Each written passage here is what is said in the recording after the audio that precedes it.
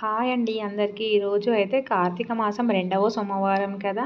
పూజని అయితే నేను ఈ విధంగా చేసుకుంటున్నాను. ముందుగా శివలింగంకైతే శుద్ధ జలంతో అభిషేకం అయితే చేసుకుంటున్నాను. ఆ తర్వాత అయితే ఒకసారి శివలింగంని క్లీన్ చేసుకొని గంధం, పసుపు, కుంకుమ బొట్లతో అయితే అలంకరించి సిద్ధం చేసుకొని, ఆ తర్వాత ఒక ప్లేట్ని అయితే తీసుకొని అందులో ఒక తమలపాకు వేసుకొని, పసుపు, కుంకుమ, అక్షంతలు వేసుకొని దానిపైన శివలింగంని అయితే ఈ విధంగా పెట్టుకోవాలి. ఈరోజు సోమవారం కదా, అందుకే శివలింగాన్ని ఏ విధంగా ఆరాధించాలి అంటే పంచాక్షరి స్తోత్రం కానీ, లేదా బిల్వాష్టకం కానీ, లేదా లింగాష్టకం కానీ చెప్పుకుంటూ పూజను అయితే చేసుకుంటే చాలా మంచిది. ఈరోజు అయితే 5 దీపాలు అయితే వెలిగించుకుందామని ఇలా ఉసిరికాయలను అయితే సిద్ధం చేసుకున్నాను. గంధం, పసుపు, కుంకుమ బొట్లను పెట్టుకొని అలంకరించుకొని వాటిపైన పువ్వొత్తులు అనేది వేసుకొని 5 జ్యోతులు వెలిగేలాగా దేవుడి ముందు అయితే దీపారాధన చేసుకొని స్వేద అక్షంతలతో అయితే శివలింగాన్ని పూజిస్తూ అర్పిస్తూ భక్తి శ్రద్ధలతో అయితే పూజని ఈ విధంగా చేసుకుంటున్నాను. త్రిదళం త్రిగుణాకారం త్రినేత్రం చ త్రియాయుధం త్రిజన్మ పాపసంహారం ఏకబిల్వం శివార్పణం శాఖైర్బిల్వపత్రైశ్చ అచ్యుతై కోమలై శుభై తవ పూజాం కరిష్యామి ఏకబిల్వం శివార్పణం దర్శనం బిల్వవృక్షస్య స్పర్శనం పాపనాశనం అఘోర పాపసంహారం ఏకబిల్వం శివార్పణం సాలగ్రామేషు విప్రేషు తటాకే వనకూపయో యజ్ఞకోటి సహస్రానాం ఏకబిల్వం శివార్పణం దంతికోటి సహస్రేషు అశ్వమేధశతాని చ కోటికన్యా ప్రధానేన ఏకబిల్వం శివార్పణం ఏకం చ బిల్వపత్రం చ కోటియజ్ఞఫలం లభేత్ మహాదేవస్య పూజార్థం ఏకబిల్వం శివార్పణం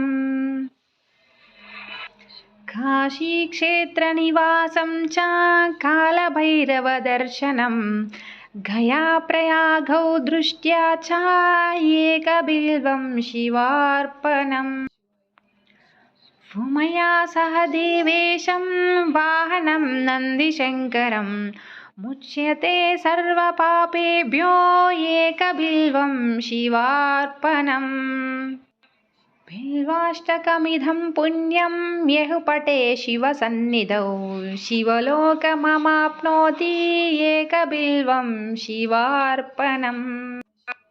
ఇలా ఈ విధంగా ఏకహారతితో అయితే దీపాలను అయితే ఈ విధంగా వెలిగించుకున్నాను.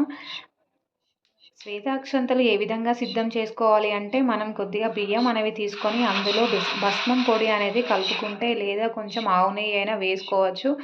వాటిని కలిపి అవే అక్షంతల్ని శ్వేతాక్షంతలని అయితే అంటారు. వాటితోటి అభిషేకం కానీ అక్షంతలు కానీ దేవుడి పైన వేసుకుంటూ ఓం నమ శివాయ అనే పంచాక్షరి మంత్రాన్ని జపిస్తూ పూజ అనేది చేసుకుంటే చాలా పుణ్యం అనేది లభిస్తుంది.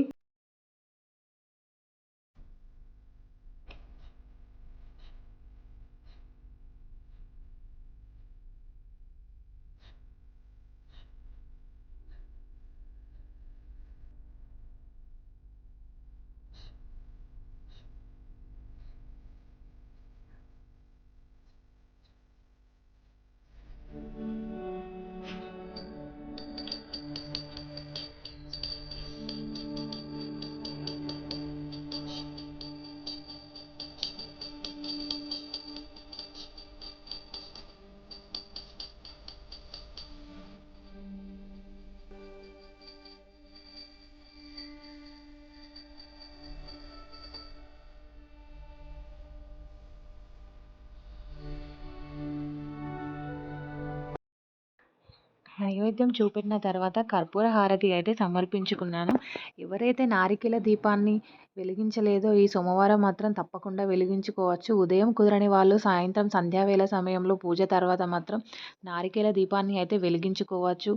శివాలయానికి వెళ్ళిన వాళ్ళు దీపాలను పిండి ప్రమిదలు కానీ, ఉసిరి దీపాలు కానీ, నారికేల దీపాన్ని కానీ ఈ సోమవారం రోజైతే వెలిగించుకోవచ్చు. ఇప్పుడు కూడా కుదరని వాళ్ళు కార్తీక పౌర్ణమి రోజు మాత్రం తప్పకుండా చేసుకోవచ్చు. ఈ విధంగా ఉసిరి చెట్టు, తులసి చెట్టు దగ్గర పూజని అయితే కంప్లీట్ చేసుకున్నాను. పూజ అనంతరం ప్రదక్షిణలు మాత్రం గుర్తుపెట్టుకొని తప్పకుండా చేయాలి. ప్రదక్షిణలు చేసిన తర్వాత అక్షంతలనేవి తులసి చెట్టు, ఉసిరి చెట్టు పైన వేసిన తర్వాత మన తలపైన తప్పకుండా వేసుకోవాలి. దేవుడి ఆశీర్వాదం మనపై ఎల్లప్పుడూ ఉంటుంది.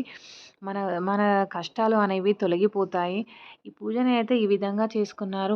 మీరందరూ ఏ విధంగా చేసుకున్నారో కామెంట్లో తెలియజేయండి. ఈ పూజ నచ్చితే కామెంట్లో ఓం నమ శివాయ అని టైప్ చేయండి. వీడియో నచ్చితే లైక్ చేయండి, షేర్ చేయండి. మరిన్ని వీడియోల కోసం మా ఛానల్ని సబ్స్క్రైబ్ చేయండి. Bye bye.